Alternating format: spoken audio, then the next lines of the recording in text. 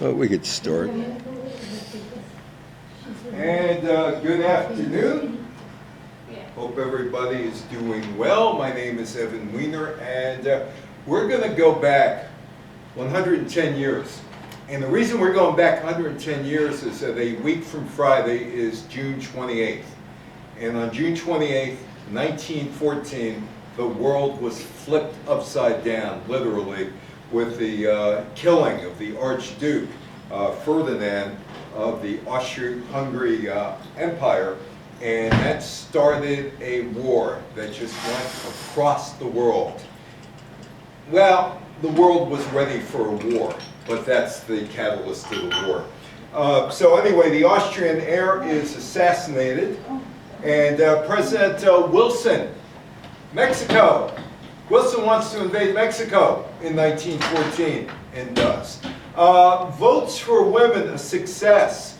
Not every woman in the United States back in 1914 could vote. In fact, very few women could vote, particularly in the big states like New York and Pennsylvania in those days. But there were more women voting in 1914. Women cannot compete in the Olympic Games.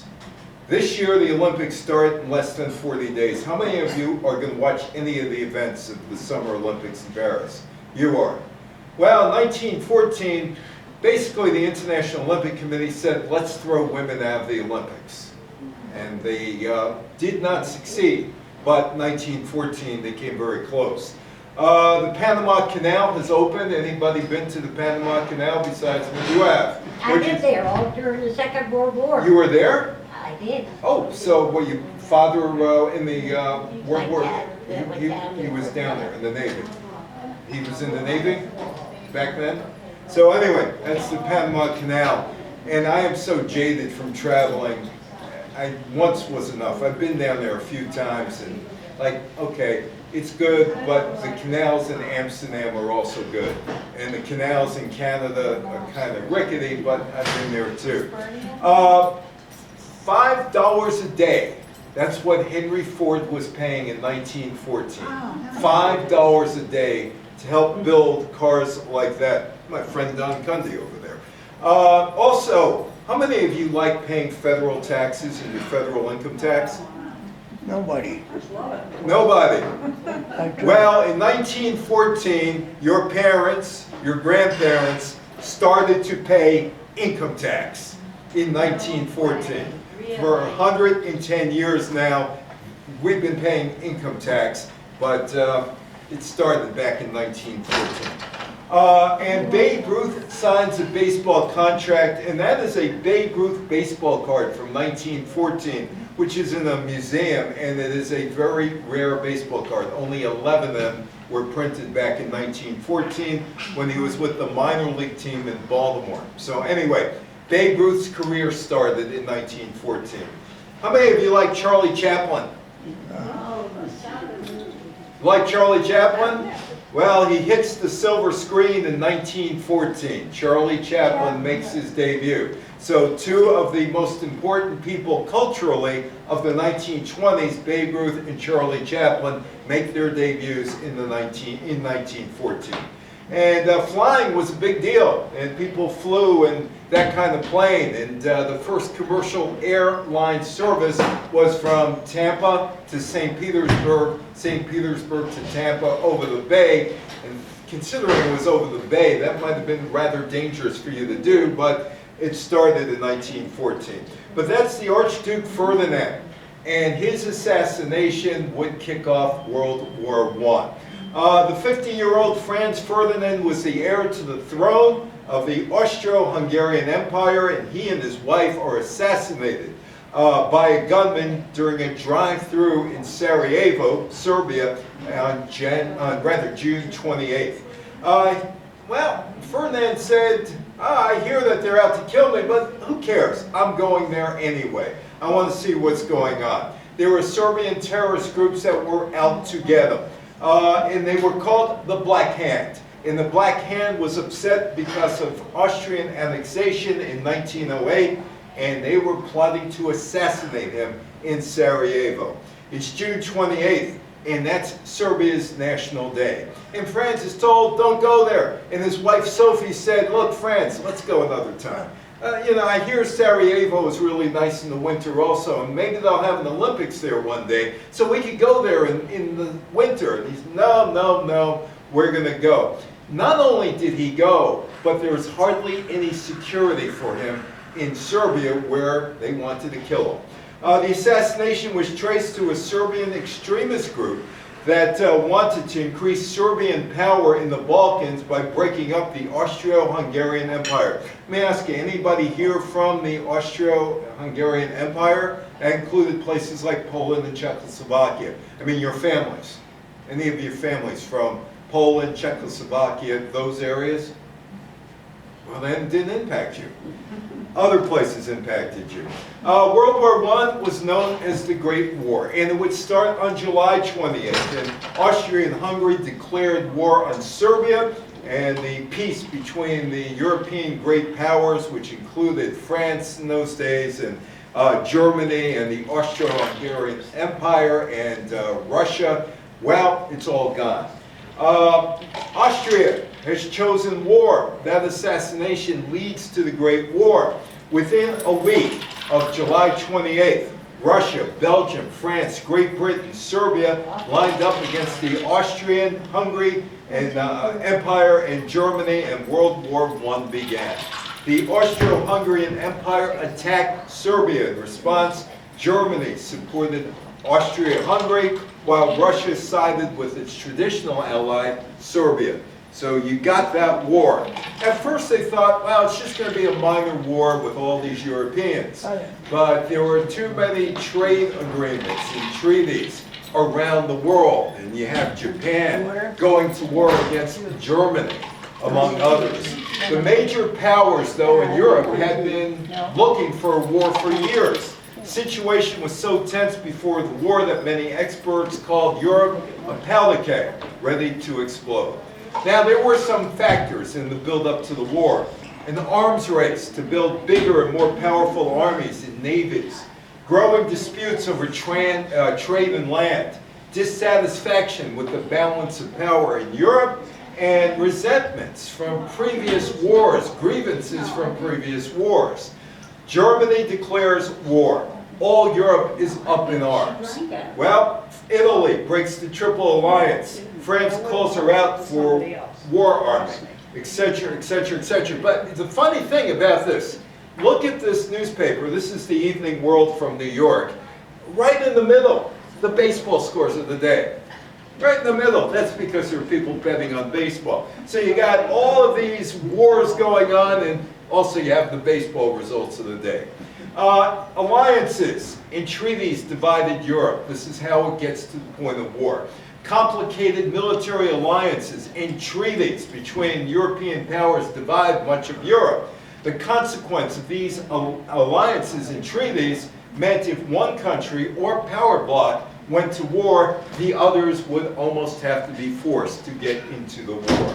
The Central Powers, they're made up of Germany, Austria-Hungary, and the Ottoman Empire, Turkey. Oh, by the way, there was something going on in the Ottoman Empire in Palestine, starting in 1913. The Arabs and the Jews start a confrontation over a bunch of grapes. A bunch of grapes. And this festers into 1914, but it's put aside because the Ottoman Empire is at war. But a bunch of grapes may have started or sparked the Jewish-Arab problems in Palestine.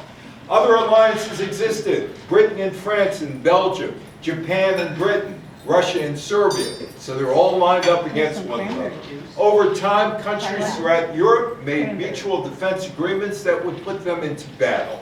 These treaties meant that if one country was attacked, allied countries were bound to defend them. As the war entered, or as the world entered the 20th century, an arms race begun. By 1914, Germany had the greatest increase in military buildup. Great Britain and Germany both increased their navies in this time period.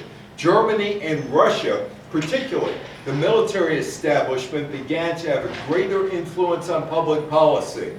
Dwight Eisenhower warned Americans about the military-industrial complex in 1961. He must have been a student of what was going on in 1914. The increase in militarism, or the militarism, pushed the countries into war. Much of the origin of the war was based on the desire of the Slavic peoples in Bosnia and Herzegovina to no longer be part of the Austrian-Hungary Empire, but to be part of Serbia. Nationalism led directly to war. Countries tried to prove their dominance and their power.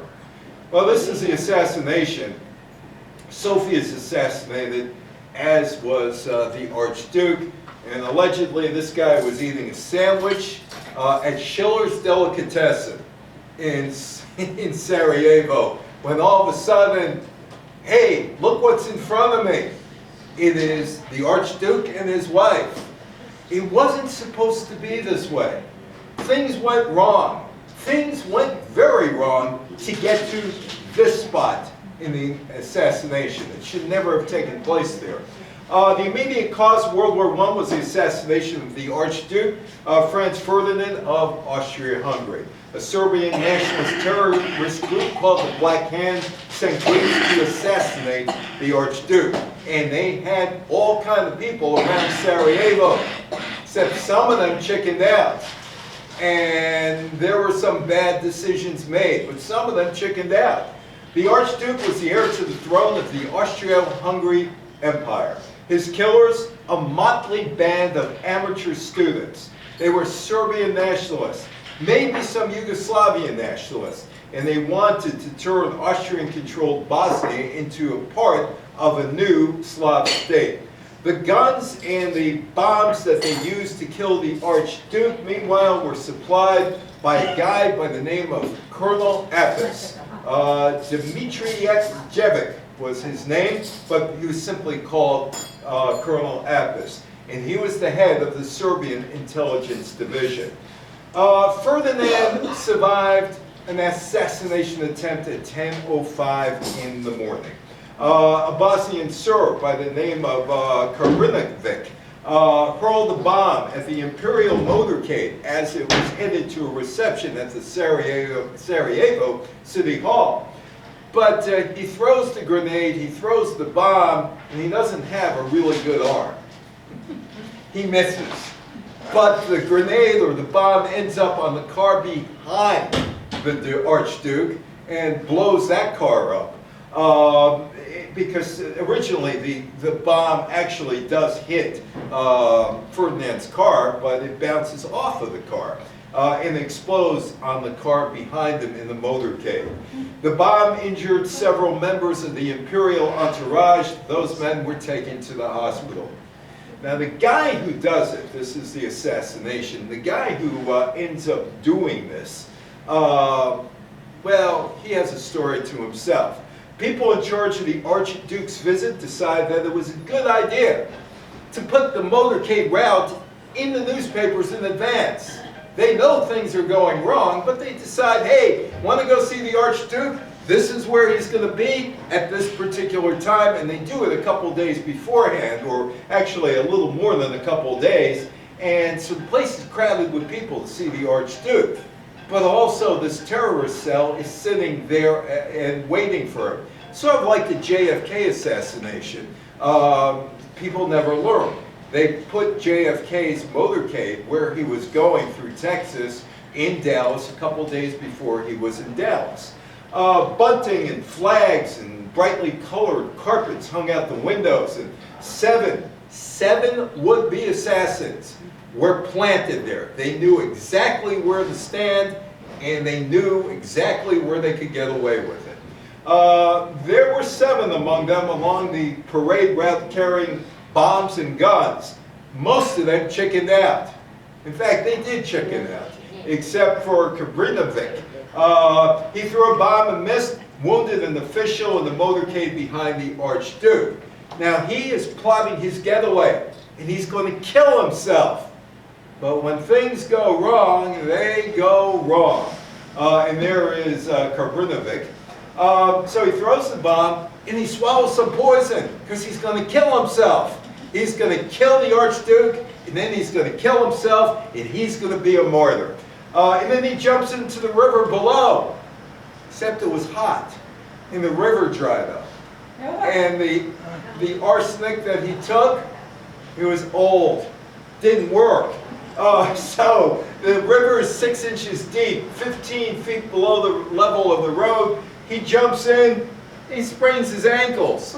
He can't move anymore. And he's got this pill that he took, which is old, and just gives him an upset stomach.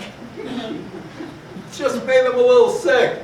So he's there, and of course they capture him, they beat him up, and take him to jail. Meanwhile, he's at City Hall, Ferdinand, and he's there with Sophie, and he gets really upset at City Hall, extremely upset at City Hall. He's furious. The mayor of Sarajevo is delivering some inappropriate remarks that were written before the assassination attempt. And the Archduke is saying, "What kind of welcome is this?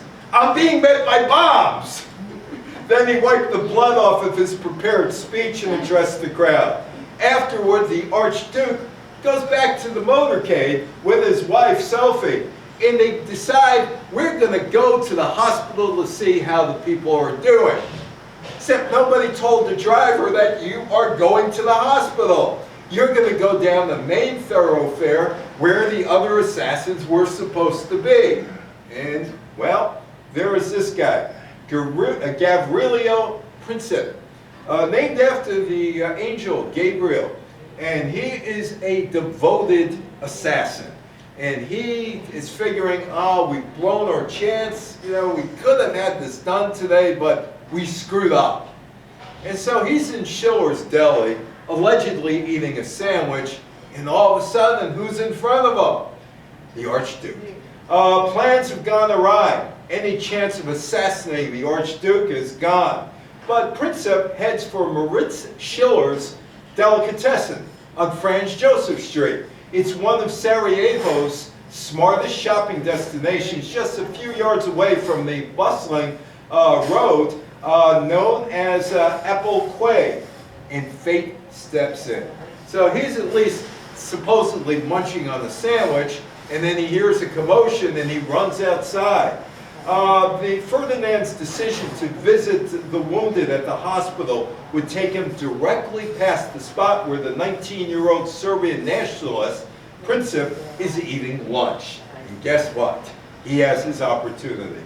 The Archduke's chauffeur was a guy by the name of Leopold Lukuk, who was a stranger to Sarajevo, and he gets lost. He swings off Apple Quay and goes right down Franz Joseph Street, then drifts to stop right in front of Schiller's Delicatessen. He doesn't want any deli. He's got to go backwards, but the car's not really equipped to go backwards, so he has to make a U-turn. Should have stopped in the deli, at least he would have gotten something to eat. So Princip buys a sandwich, starts eating, and looks up. His target, the Archduke, is sitting on the car just a few feet away. Well, allegedly, and nobody has said this is true, and nobody says it's false. Allegedly, he drops the sandwich, and he's got his opportunity. He is going to be a martyr to the world. He is going to kill the Archduke. And the sandwich part, like I said, may not be accurate, but he's in front of the deli, and he fires 2 shots. And with those 2 shots, the world changes. And that X marks the spot. Right there is the X. X marks the spot. That's where Princip shoots the Archduke and Sophie. The Archduke slumped back, mortally wounded. Inside Schiller's Deli, the most important sandwich in the history of the world lies half-eaten on the table. Or maybe not. That could have been made up. But it's part of the story. It's a good part of the story. The driver of the couple's car then sped off for medical help. Sophie died en route, and Franz Ferdinand died shortly afterwards. But here again, Princip tries to shoot himself, but he's beaten up by bystanders, so he can't kill himself. He wanted to be a martyr. But they capture him, and they capture the other guy with the sprained ankles who had the cyanide in his system, except the cyanide was weakened, so he had a stomach ache. And they capture both of them, and they take him down to the police headquarters. Right place, right time. Well, there you go. First photographs taken after the assassination. Archduke Franz Ferdinand, heir to the Austrian throne, is killed, and there's mayhem going all over the place. 25 men were arrested and charged with while the investigation revealed that 6 assassins were plotting to kill the Archduke that day. This is kind of a bad movie or spoof on James Bond, isn't it? I mean, it sounds like it. And here he is. He's been arrested. There he is, right there. He's being held by those 2 guys. He looks a lot older than 19 years old. But that's the assassin, Priscip, and he's being arrested. He was arrested, faced trial. The proceedings began on October 12th in Sarajevo with Priscip and his co-conspirators charged with treason and murder, and he was defiant. He was, you know, they converted him. He was a defiant terrorist. He openly admitted his role in the assassination, expressed no remorse for his actions, stating that his intention was to free people from the Austro-Hungarian rule. That is the Black Hand, and they kind of meant business. Skull and crossbones as part of their logo, as you can see there. A secret society called Union or Death was founded in Belgrade as an outgrowth of an older Serbian national group. The Black Hand took over the older works group of an anti-Austrian propaganda within Serbia, which included sabotage, espionage, political murders abroad, especially in the provinces of Austria-Hungary that they wished to annex. The group included radicals, government officials, professionals, army officers, and when it was learned that the heir apparent to the Austrian throne, Franz Ferdinand, was scheduled to visit Sarajevo in June, the Black Hand decided, let's assassinate him because of his perceived threat to Serbian independence. 3 young Bosnians were recruited, trained, and equipped, and that included Princip. And there they are. There they are, and the family didn't like Sophie, and you can't really pick it out in this picture, but he marries Sophie, and they didn't think she was worthy enough to marry an Archduke. So in this picture, Sophie is about 20 inches lower than Archduke Ferdinand, the final indignity that the family could give to Sophie because they couldn't stand Sophie, and so she's 20 inches lower than the Archduke. This is worthy of a movie, right? The political object of the assassination, free Bosnia and Herzegovina of the Austrian rule and establish a common Southern Slav or Yugoslavian state. Anti-Serbian protesters and riots followed throughout Austria and Hungary in the wake of the assassination, and this would lead to the July crisis. And the July crisis would kick off World War I. The Kaiser Wilhelm, Germany, is going to give a blank check to the Austrian-Hungarian Empire. We got your back. We got your back. Get rid of that Serbian stuff. We don't want anything. Let's just get rid of them. So the Kaiser Wilhelm here, and he puts gasoline on the fire. Following the murder, Austria-Hungary sought to inflict a military blow to Serbia to demonstrate its own strength and to dampen Serbian support for Yugoslavian nationalism, viewing it as a threat to the unity of its multinational empire. But Vienna in Austria was wary of Russia. They didn't know what the Tsar was going to do, and they didn't really want to bring Russia into this if possible. And by the way, the Tsar and the Kaiser were cousins, as was the King of England. So it's all these cousins now that are going to fight against one another. Russia was a major supporter of Serbia, and they wanted to guarantee from its ally, Germany, that Berlin would support Austria in any conflict. Oh, by the way, in 1914, there was, Austria, of course, goes to war. There was a young guy who was part of the Austrian, or who was part of Austria, who fought for Germany. His name, Adolf Hitler, an Austrian who fought for Germany. Keep that in mind later on. So Germany guaranteed its support, what came known as the blank check, but urged Austria-Hungary to get rid of this fast. Do it. Do whatever you have to. We don't want Russia involved. Get it done quickly. The Austrian government on July 23rd sent Serbia an ultimatum. Answer this within 48 hours. It was probably designed to be totally unacceptable.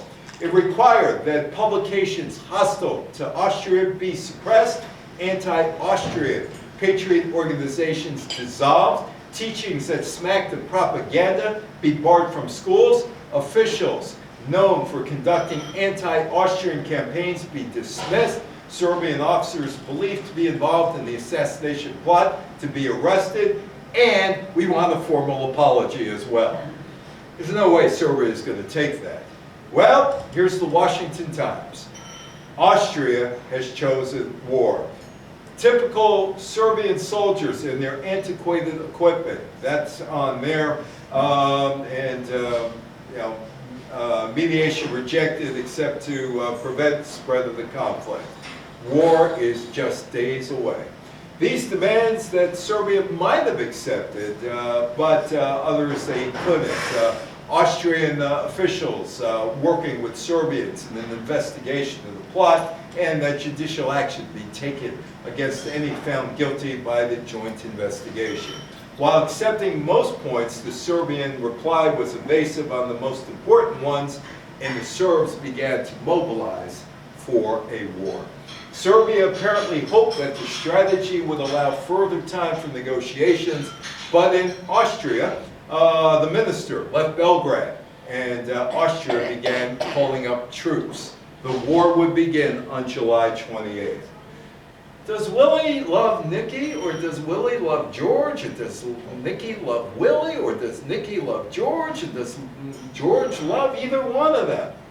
Well, on the right, that's Kaiser Wilhelm. On the left, that's Tsar Nicholas II. And now you got a family thing going on. Because England, well, that's George. The Kaiser Wilhelm, that's Germany. And you got good old Nicholas up in St. Petersburg in Russia. So it's a family squabble starting, a family squabble. And we got to find out, does Willie love Nicky, and does Nicky love Willie? Germany supported Austrian decision, but the German diplomats still put pressure on the Vienna government to act against Serbia while trying to find out what Britain was going to do.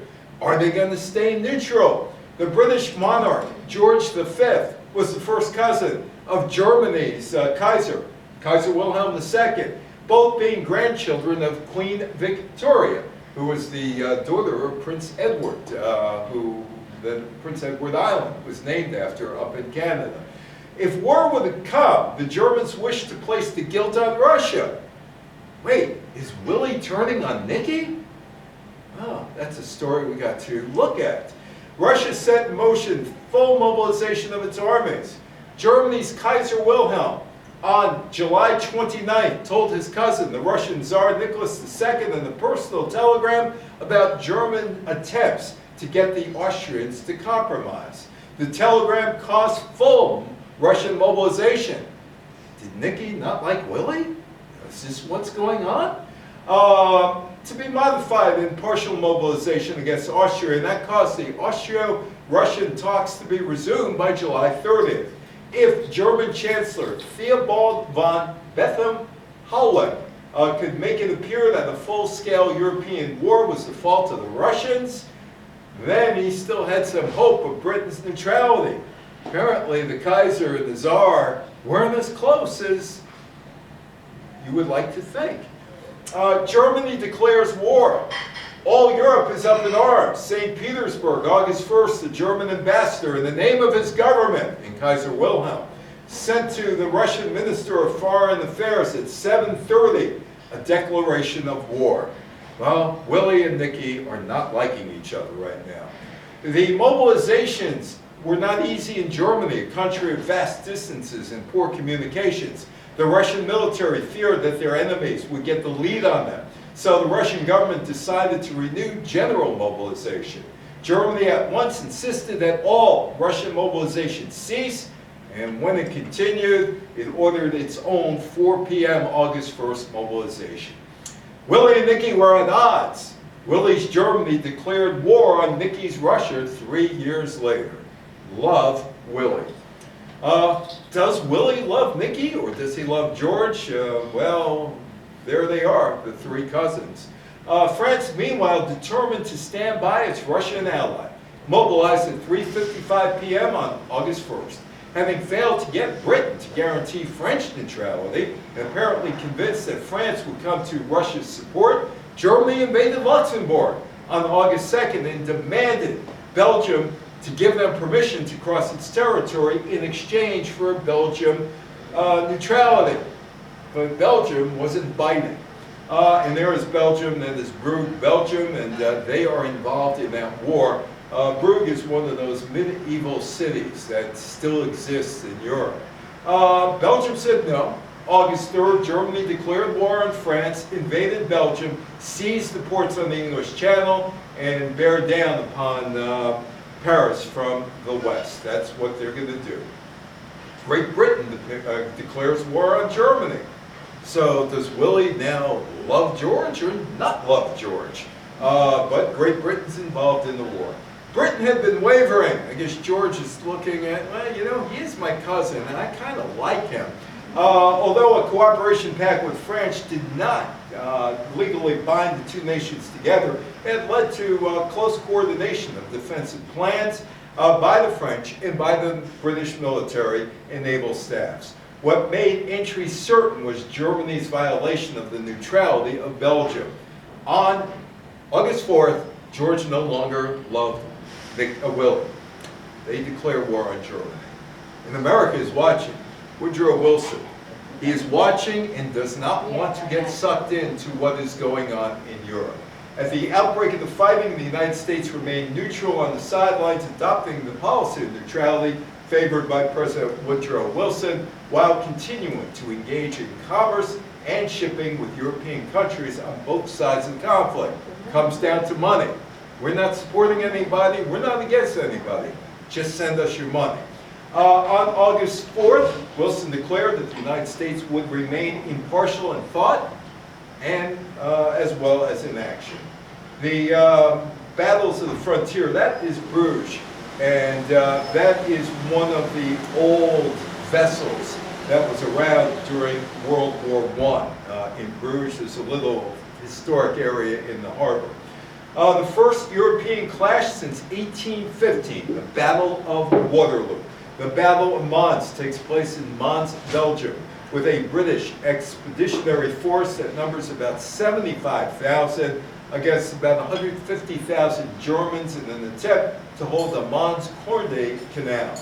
In the final of the 4 battles of the frontier held in the first weeks of World War I, British forces are overwhelmed and they have to retreat, handing the Germans a strategic victory. 1,600 Brits and about 5,000 German casualties are reported. Well, these two guys are on trial now, Kabrinovic and Princep, and they're not dead. They're not dead at all. In fact, Princep's age keeps him alive. They were found guilty of high treason by Sarajevo court on October 28th. Kabrinovic would die on January 23rd, 1916. He was one of 8 incarcerated who died while serving the sentence. Inhumane conditions was part of their imprisonment. Princep said he only wanted to kill the Archduke or members of the officers around him. He really didn't want to kill Sophie. He had nothing against Sophie. Sounded like a family member. I'm glad she's dead, but I have nothing against her. He was a couple weeks short of his 20th birthday because nobody knew exactly how old he was. Had he been older than 20, he would have faced the death penalty. But he wasn't older than 20, or he might have been. There was no accurate record of his birth. So he's sentenced to 20 years in solitary confinement with the condition that 1 day a month he couldn't eat. The Christmas truce. Well, these guys are kind of tired of fighting in 1914, and they decided, well, let's have a truce. So the Germans and the English, they kind of play soccer, and they kind of greet each other. A truce. The Christmas truce was a series of widespread unofficial ceasefires along the Western Front. About 100,000 British and German troops were involved in the informal cessations of hostility along the Western Front. Germans placed candles on their trenches and Christmas trees, then continued the celebration. They're in the middle of a trench, in the middle of winter, singing Christmas carols. The Brits responded by, hey, if they're singing Christmas carols, why can't we sing Christmas carols? What kind of war is this? That they're playing soccer and singing Christmas carols? Two sides continued shouting Christmas greetings to each other. Soon thereafter, there were excursions across no man's land. Small gifts were exchanged. Food, tobacco, alcohol. Hey, I like your hat. Well, I like your button. Hey, why don't we trade the button for the hat? That sounds like a good deal, right? It sounds like a great deal. Oh, can I have your hat? Yeah, you can have the one with the point? Yeah, you can have that. Here are some of my buttons. These guys are at war. These guys are at war. They're trading objects, and they play soccer. There they are. They're playing soccer.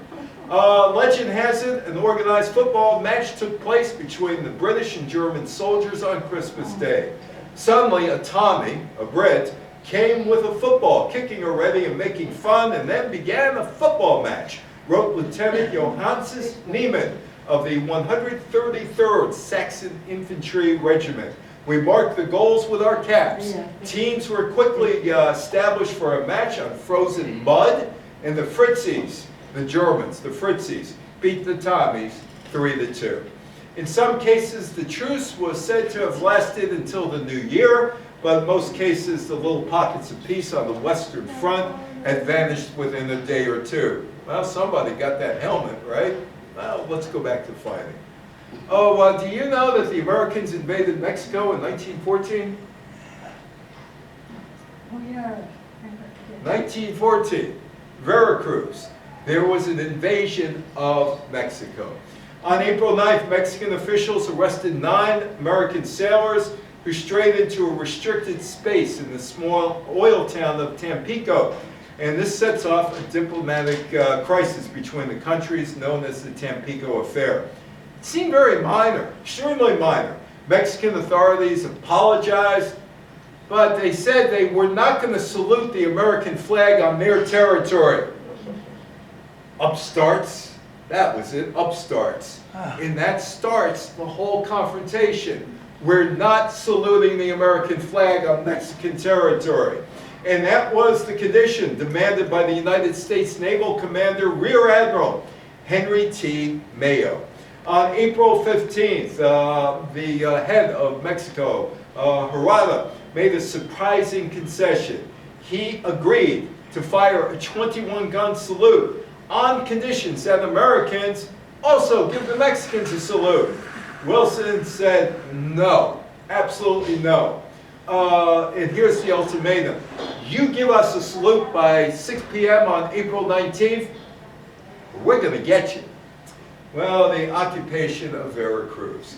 Wilson's pretext for the operation was the imminent arrival of an armed shipment in the port of use of Mexican President Victoriano Huerta, generally considered an enemy of the United States. The occupation of Veracruz begins on April 21st, all because they wouldn't salute a flag.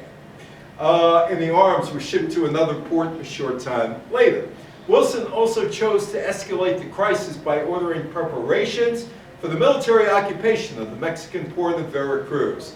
He preempted Congress, went right around Congress, ordering operations to begin before permission from Capitol Hill. And that is the American occupation of Veracruz. On the morning of April 21st, the warships of the United States Atlantic Fleet, under the command of Rear Admiral Frank Friday Fletcher, began preparations for the seizure of the Veracruz waterfront. Fletcher's orders: seize Custom House. Do not permit war supplies to be delivered to the Hereda government or any other party. At 11:12, Consul William Canada. This is great, right? The council's named Canada. They're not involved in it. Well, there was no Canada. Well, there was, but there really wasn't. It was still British territory. Watched from the roof of the American consulate as the first boatload of Marines left the auxiliary vessel, the USS Prairie. Whaleboats carrying 502 Marines from the 2nd Advanced Base Regiment, 285 naval sailors from the battleship USS Florida and provisional battalion composed of Marine I'm detachments. sorry. Oh, but don't keep banging. From Marine detachments No, in no, her sister what- ship, what- the what USS you gain? Utah also You began gain landing for operations. This is the occupation of Veracruz. On the night of April 21st, Fletcher decided he had no choice.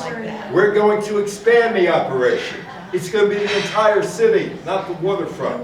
At 8 a.m. the next day, he gave the orders to take control of the entire city.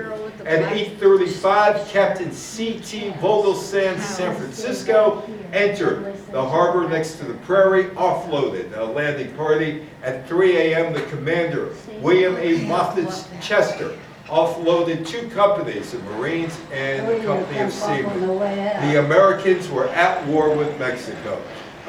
These were followed by men from the Minnesota and the Hancock of Admiral Charles J. Badger's Atlantic Fleet. 3,000 men have now invaded Veracruz. And here is the occupation of Veracruz. Here are the American soldiers or the American sailors. The attack was initially repulsed. Soon the attack was renewed. Artillery support from the 3 warships in the harbor, the Prairie, San Francisco, and Chester, then pounded the academy with long guns for a few minutes, and the resistance is all gone. 7:45, April 22nd, the advance began. A regiment led by the Navy Captain E.A. Anderson advanced on the Naval Academy in a parade ground formation, making his men easy targets for partisans barricaded inside. The cadets previously occupying the building left Veracruz the night before, suffering casualties. The occupation of Veracruz.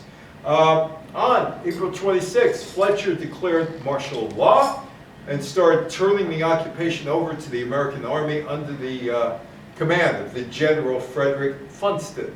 19 American sailors and Marines were killed. Immediate reaction to the Veracruz, well, anti-U.S. riots broke out in Mexico, Argentina, Chile, Costa Rica, Ecuador, Guatemala, and Uruguay. U.S. citizens were expelled from Mexican territory, and some had to be accommodated in refugee campuses in New Orleans, Texas City, and San Diego. This guy becomes a friend, sort of, America. His name is Venustiano Carranza. On July 15th, the Constitutionalists defeated Hereda's forces. He resigns from office, and Carranza, the leader of the constitutional faction, became the provisional president of Mexico. Well, since he's there, the other guy is gone, no reason to stay in Veracruz. Nice spending a few months here, we're out. Wilson tried to get guarantees that Carranza would not punish Mexicans who worked with the U.S. military government, nor levy import duties on merchants who already paid the U.S. military government. But Carranza, no, he doesn't want that. He does not want the United States making decisions for Mexicans. Parting is such sweet sorrow, the Americans leave.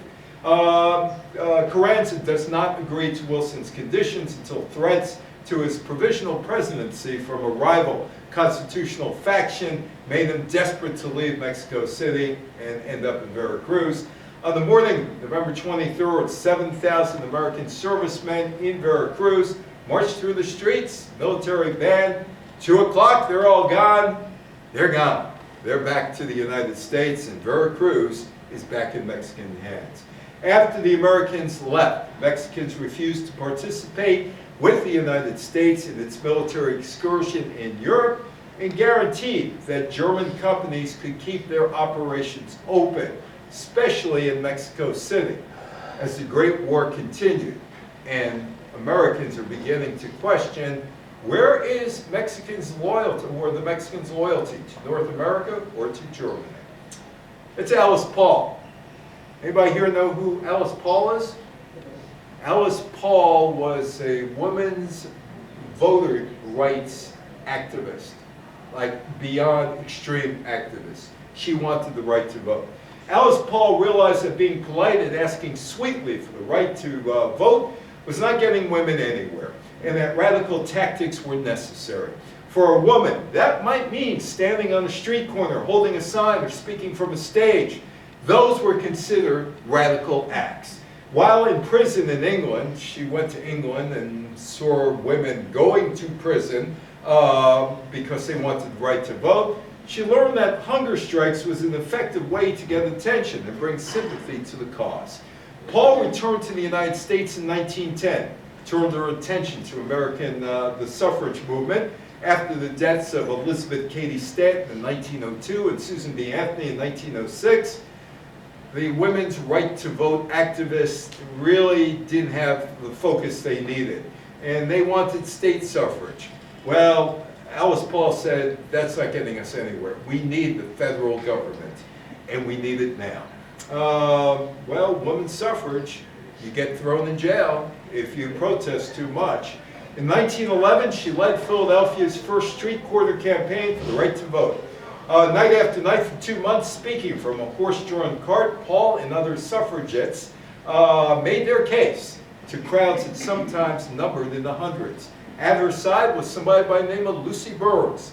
She was from Brooklyn, but she was also in England. And she got caught up in the English women's right to vote, and she ended up in the police station. And Alice Paul and Lucy Burns became friends. And there is Lucy Burns. Paul and Burns offered to take over the National Women's Suffrage Association's Congressional Committee in Washington, which was tasked with promoting a constitutional amendment. Paul topped her action with a plan for a parade, a spectacle never seen in Washington before. And it was the night before Woodrow Wilson was, or the day before Woodrow Wilson was inaugurated as President of the United States on March 3rd, 1913.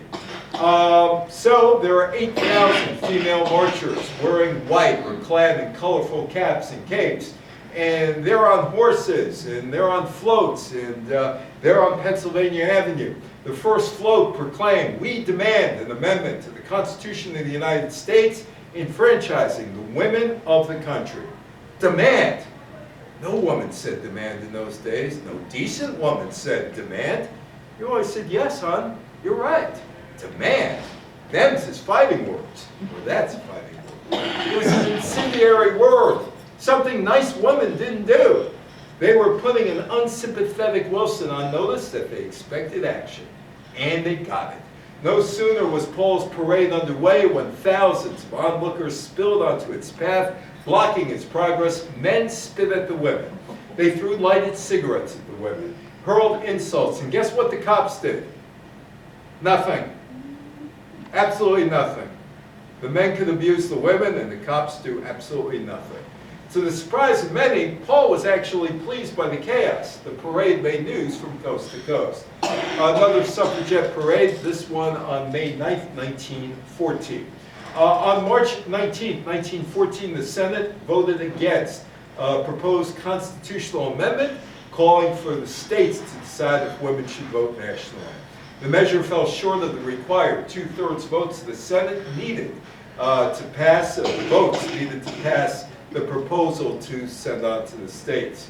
The only other time this happened, 1868, the suffrage amendment was first brought before Congress.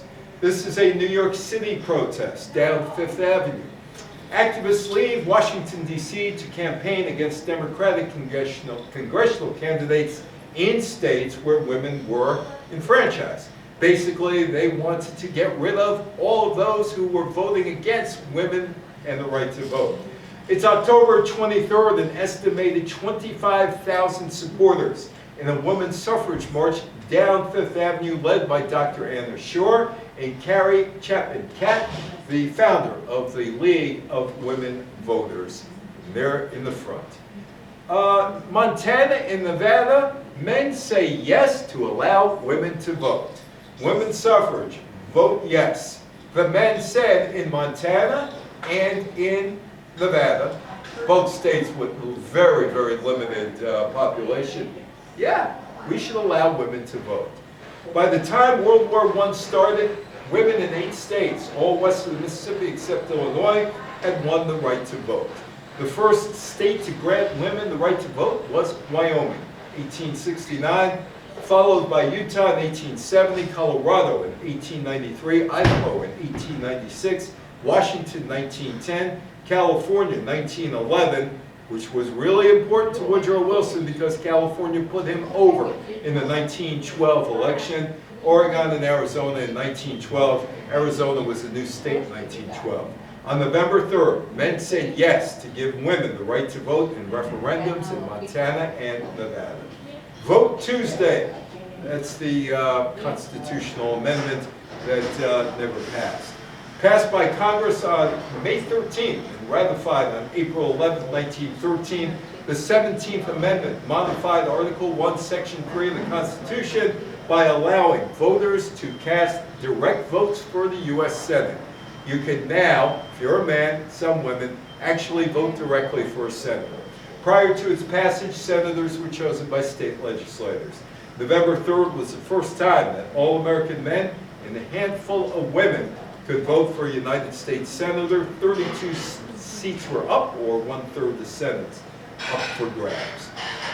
This is Baron Pierre de Coubertin, and he's the guy who reestablished the modern, or established the modern Olympics in 1896 in Paris. And some of you will be watching about 40 days from now some of the events from the Paris 2024 Olympics. This guy was no friend of any woman. Thought it was a man's world. He was an aristocrat. He said the games were created for the solemn and periodic exaltation of male athleticism, with female applause as reward. So you're able to applaud. You're able to applaud. Women should not compete in the games. Well, that was self-explanatory. No woman participated in the ancient games. Obviously, there was no place for them in the modern games. Yet there were women who did compete in the ancient games. It is indecent that spectators should be exposed to the risk of seeing the body of a woman smashed before their eyes. Besides, no matter how tough a sportswoman may be, her orgasm is not cut to sustain certain shocks. Her nerves rule her muscles. Nature wanted it that way. You're laughing. You're laughing. This is Pierre. He's telling you what you're about. He knows your bodies intimately, doesn't he? This actually was the Paris Olympics in 1900, and women actually played golf. Because if you look at them, no man is going to be titillized by what the women are looking like. I mean, what's exposed? Their hands and their face, that's it. The Olympic Games, they were revived in 1894 by de Coubertin as a celebration of virility reserved for male athletes. Women were admitted in 1900 as participants in sports that were considered compatible with their femininity and fragility. You cannot be part of track and field. The Paris Games had 22 women. They played tennis and they played golf. That's an Olympic tennis player in 1900. How would you like to play tennis in that? Look at the skirt. De Coubertin tried to marginalize women's sports after the 1914 Stockholm Games. He and many of his IOC colleagues believed that an Olympiad with females would be impractical, uninteresting, unaesthetic, and improper. I got news for Pierre. In the United States, the #1 viewing sport on NBC during the Winter Olympics is women's figure skating. During the summer games, the #1 sport viewing on NBC, United States, women gymnastics. Women gymnastics, women figure skating. But he said, the most unaesthetic sight human eyes could contemplate would be women competing in sports. 1914, International General Session made it clear, no women to participate in track and field, but as for before, fencing and swimming. Oh, by the way, swimming, you wore a dress while you swam. You wore a dress down to the ankles and up to your neck. That's what he was all about. Panama Canal opens. That's Cologne. Do you live in Cologne or the Canal Zone? Yes. You lived in the Canal Zone. I lived in Pedro McGill. Where is that? That's on the west side. The west side of the canal. Mhm. Yeah, so it's on the other side of Cologne. Now, when the ships came back Oh. from the war, Yeah. we saw it first. They let Oh. the kids out. Oh, okay, okay. That's Cologne. August 15th, the Panama Canals opens to traffic to Russian settlers to California in. Also, Oregon in the mid-19th century was the initial impetus of the U.S. desire to build an artificial waterway across Central America. 1885, or rather 1855, the United States completed a railroad across the Isthmus of Panama, which was part of Colombia, prompting various parties to propose canal building plans. Ultimately, Colombia awarded the rights to build the canal to Ferdinand de Lesseps, a French entrepreneur who completed the Suez Canal. Construction on the sea level canal began in 1881, but they ran out of money, and the company went bankrupt in 1899. 3 years later, Philippe Jean Verriel, former engineer of the canal works and a French citizen, got the assets, and he's going to try again. There is the Panama Canal. By the turn of the century, sole possession of the Isthmus Canal became imperative to the United States, which acquired an overseas empire at the end of the Spanish-American War and sought the ability to move warships and commerce between the Atlantic and Pacific Oceans. 1902, the U.S. Congress authorized the purchase of the French Canal Company, getting a treaty with Colombia, and if you don't want to give us a treaty, we'll take care of it without a treaty. Allocating funding for the canal's construction. The treaty was signed in 1903, granting the U.S. territory in exchange for financial compensation. U.S. Senate ratified the treaty, but the Colombia Senate said no. And Teddy Roosevelt said, nah, that's probably not a good decision. I think you should say yes. The Panama Canal opens. In response, Roosevelt gave a tacit approval to a Panama independence movement, and Panama becomes a country, and the canal gets built. Declaration of Independence, November 3rd, 1903, Panama leaves Colombia. Roosevelt had his hand behind it. On November 3rd, 1903, the United States recognized the Republic of Panama. Guess what? We created it. And the treaty was signed with Panama, and the United States got what it wanted, the canal zone. And they started to build the canal. And there's the building of the Panama Canal. 1906, American engineers decided on the construction of a lock canal. And 3 years were spent developing construction facilities and eradicating tropical diseases in the area. One of the big tropical diseases, yellow fever, malaria. 1909, construction began. Construction crews literally had to move mountains in a snake-infested jungle. Average temperature, 80 degrees, 105 inches of rainfall a year. Estimated 25,000 people died over the decades of constructing the canal. Yellow fever, construction accidents. Between 1904 and the final construction in 1913, the United States lost 5,855 workers. Gold rush is started by Ford's $5 a day offer. On January 5th, Henry Ford announced a minimum $5 salary, $153, for all eligible employees working an 8-hour day. The very goal of moving the assembly plant line was to take relatively skilled craftsmen and reduce it to simple rote tasks. Workers who had taken pride in their labor were quickly bored by the more mundane assembly process. Some took to lateness, others decided not to come to work, and then they quit. Ford found itself with a crippling labor turnover of 370%. The assembly line depended on a steady crew of employees to staff it. Training replacements were expensive. Ford reasoned, I'll give you a bigger paycheck. Well, it may be tedious, but here's $5. Stay. And it worked. Income tax. How many in here don't pay income tax? Income tax. 1909, progressives in Congress attached a provision for income tax to a tariff bill. Conservatives, hoping to kill the idea for good, proposed a constitutional amendment enacting such a test. They believed an amendment would never receive 3/4 of the state. Much to their surprise, people said, yeah, let's pay income tax. Ratified by one state legislature after another, February 25th, 1913. Certification of Secretary of State Philander. How do you like to have a name, your first name Philander? Philander, that was his name. C. Knox, the 16th Amendment took effect. Somebody must have been named Philander, and somebody said, he's a philanderer, like him.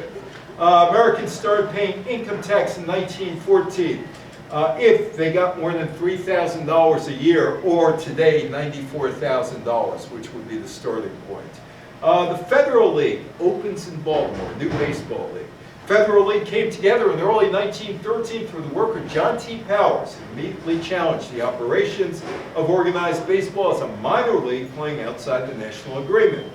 James A. Gilmore succeeded Powers as league president, and he decides it's a major league. And that would have major impact on baseball. Playing in what detractors call the Outlaw League, which allowed players to avoid the restrictions of organized leagues' reserve clause, meaning you can go from one to another. In the major leagues, whether it's the American League or National League, once you sign the contract, you're a piece of property forever for that owner until that owner decided to get rid of you. The competition of another better paying league caused players' salaries to skyrocket, demonstrating the bargaining potential of free agency for the first time since the war between the American League and National League ended in 1903 with the signing of the National Agreement. The league had 8 teams in Baltimore, Brooklyn, Buffalo, and Chicago, Indianapolis, Kansas City, Pittsburgh, and St. Louis. Brooklyn, Chicago, Pittsburgh, and St. Louis were competing against the National League teams. Federal League, this guy was Cy Falkenberg, and he played for Brooklyn. He also did an advertisement for Victor Sporting Goods. The new league was initially successful getting people to see games, but battling major league teams, money becomes a problem quickly, especially in Baltimore, where there was a minor league team competing against the Federal League Baltimore Terrapins. The minor league team was called the Baltimore Orioles, and they began to sell players off to major league teams in an effort to stay afloat. And one of the guys they sold off was this guy on the left, Babe Ruth. And Jack Dunn had to become his guardian for him to play with Baltimore, so that caused the problem. George Herman Ruth was born February 6, 1918. Baltimore saloonkeeper's son. He was a problem child. At the age of 7, his parents placed him in Baltimore's St. Mary's Institutional School for Boys, a reform school. The school was run by Catholic Xavier brothers. Ruth spent his entire youth there. St. Mary's was the place where Ruth, with the help and encouragement of brother Matthias Baltier, developed into a promising baseball player. And there's Babe Ruth as a kid, troublemaker. On February 14th, when George Herman Ruth was 19 years old, Jack Dunn, the manager of the Baltimore Orioles, minor league baseball's International League, signed him to his first professional baseball contract, gave him $250, which would be about $8,000 today. and he's going to play minor league baseball in the International League. The problem, well, George Ruth's parents signed custody of him to St. Mary's until he was 21 years old. So Jack Dunn had to become Babe Ruth's legal guardian. When George Ruth made his first appearance on the field, other players were not impressed. They started making jokes about him, and one of the players said, well, here's Jack's newest Babe. Babe got a nickname. The other players started calling him Babe. The name stuck. Middle of 1914, Jack Dunn realizes the money's not there. 3 new men for the Red Sox. Pitchers Ruth and Shaw, catcher Egan from Baltimore. Jack Dunn's Orioles team was running away with the league's pennant, but was losing money at the box office. The Federal League's Terrapins, they took fans away. To make payroll, Dunn moved the team to Richmond, Virginia, and sold George Ruth and 11 other players to the major leagues. And George Ruth has a new team. On July 7th, Dunn offered to trade Ruth, along with Eddie Shore and Bob Egan, to Connie Mack's Philadelphia Athletics. Dunn asked for $10,000, $313,000 today. Mack's not giving him 10 grand. Cincinnati also passed on Ruth. Instead, they said, we'll take George Twombly and Claude Derrick. Babe Ruth could have been a Cincinnati Red. 2 days later, they were sold, the 3 of them, to the Boston Red Sox organization. In 1914, Babe Ruth played in 5 games for the Red Sox, pitched in 4 of them, picked up his first major league victory on July 11th. The Red Sox had so many star players, Ruth was sent to the minor league Providence Grays of Providence, Rhode Island, for the rest of the season. The 2 pitchers, Ruth and Carl Mays, led the Grays to the International League minor league pennant. You ought to be in pictures. Recognize the guy on the left? Charlie Chaplin. February 2nd, Charlie Chaplin's first film, Making a Living, was released. Chaplin was a stage and vaudeville performer from England who had success on the vaudeville tour of the United States in 1912. Stan Laurel was also on that bill, before obviously he met Hardy. A second tour of the United States began in October 1912, and during that time, Chaplin was invited to join the New York Motion Picture Company. You ought to be in pictures. Chaplin's boss was Max Sennett. You know what Max Sennett was? Ever hear of Keystone Cops? He was the guy with Keystone Cops. He said, you know, Charlie Chaplin's 24, looks too young. He was not used in the picture until late January, during which time Chaplin attempted to learn the process of filmmaking. The one-reeler, Making a Living, marked his film acting debut, released on February 2nd, and he became an international star. Come fly with me. Well, I don't know if Frank Sinatra would have flown the airboat line between St. Petersburg and Tampa. That starts on January 1st, the world's first scheduled commercial passenger flight, when Anthony Habersack Janus piloted St. Petersburg through Tampa airboat line. The Venice Type 14 flying boat from St. Petersburg to Tampa. The passenger price, $5, $157 today. The flight took about a half hour. On a good day, it should take driving between St. Petersburg and Tampa on I-4 about 28 minutes. But find me a good day. I was once caught going from St. Petersburg to Tampa in a George H.W. Bush motorcade on the bridge. And I was supposed to meet somebody at 11 o'clock. There's no phones in those days, about 1989. It took 3.5 hours to get over that bridge. You just have to find a good day. The 1914 legacy. When World War I ended on the battlefield on November 11, 1918, Wilson and the Americans came into the war on April 6, 1917. Wilson attempted to negotiate a peace and started an international body called the League of Nations to prevent future wars. The Americans never joined the League or signed off on the 2 treaties that ended that war, the 1919 Treaty of Versailles and the 1923 Treaty of Lausanne. The 1914 legacy, Gavrilo Princip died in prison on April 28, 1918. In the new Yugoslavia, he was a national hero. He was a martyr who had given his life for the cause of Slav unification. Monuments were erected in his honor. His remains were reinterred in Sarajevo. He was seen as a destructive force in Austria and Hungary, where he was seen as a symbol of violent nationalism that led to the disintegration of the Austria-Hungary Empire. That's the border between the United States and Mexico and Tijuana. 1917, Mexico declined an invitation to join Germany and the Central Powers in World War I. The United States and Mexico have a complicated relationship, and there seems to be a perpetual border crisis. Women's suffrage headquarters, men of Ohio, vote for women. Prohibition, and most women got the right to vote. They became constitutional amendments in 1920. Not all women got the right to vote in 1920. Native Americans were not allowed because they weren't United States citizens.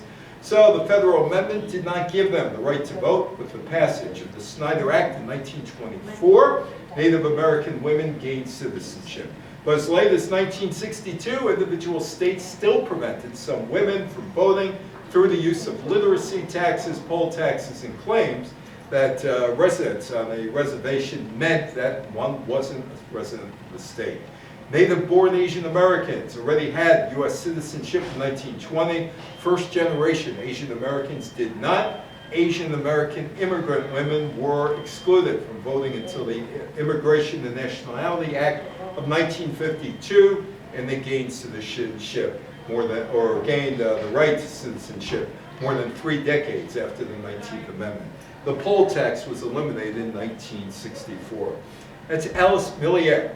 And Alice Milliere did one of those to Decorbiton.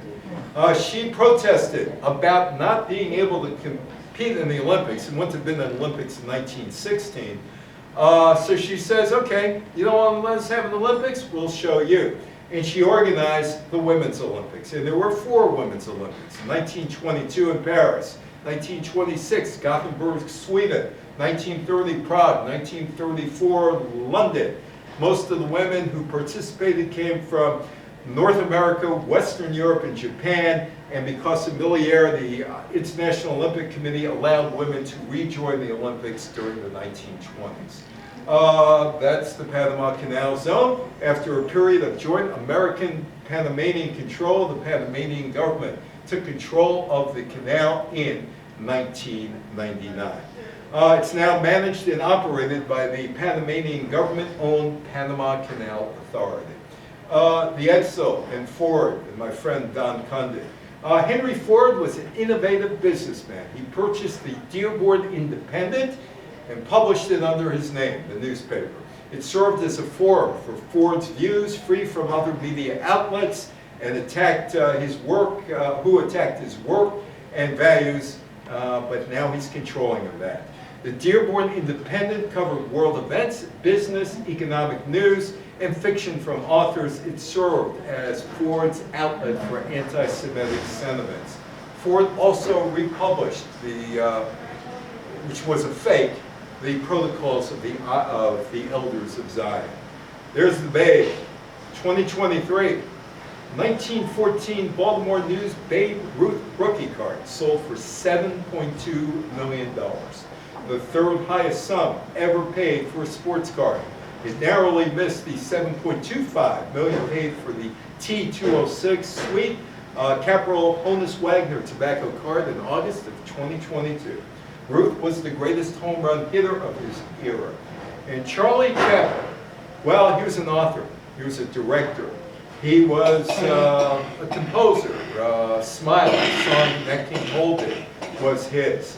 More than a century after his film debut, he still remains highly regarded for his work in silent movies. Any questions or comments? Nobody has anything? Nothing about the women or anything else?